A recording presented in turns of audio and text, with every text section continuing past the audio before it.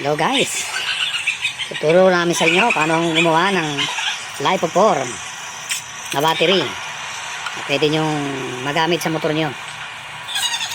Ito pong ginagawang ito ay LiPo4 12 volt 6 amperes. Kompleto na po ito, may balancer na sa loob na ilalagay. Ganyan po ang paggawa para makita nyo yung loob bago po takpan.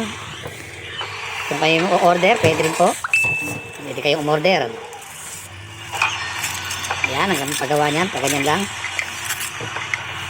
Alam mo simple lang pero may nilalagay pa yan sa loob yung balancer niya na isasama dyan. Tingnan natin kung paano yan. Mas matagal to kaysa nabibiling battery.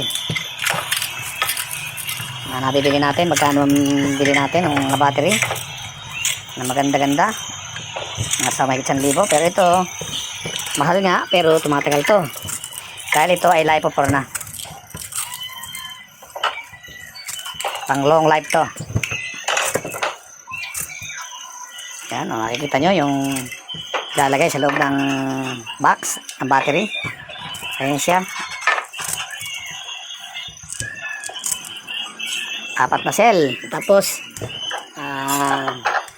pinagkabit-kabit niya, binalot ng ayos para hindi magkaroon ng grounded, para maging secure ang ating bibilin na 12 volt 6 amperes na pang motor. Yan po ginagamit sa mga motor. Malakas po siya at matagal siyang malubat.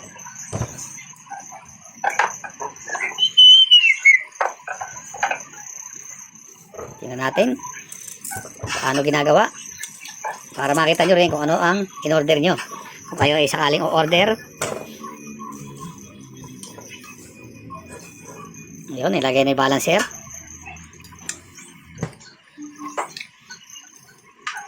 Yung balancer na yan ang nagbabalance ng mga battery na nakalagay na 4, dahil di pwede bumaba yung charge ng isa, kundi dapat pantay-pantay siya.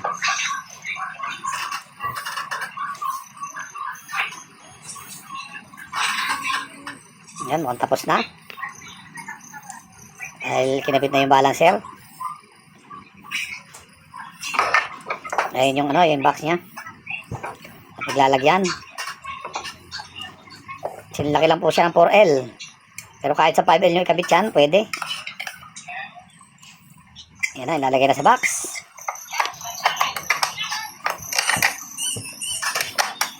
Tapos tetesterin yan para makita natin kung gaano kalakas.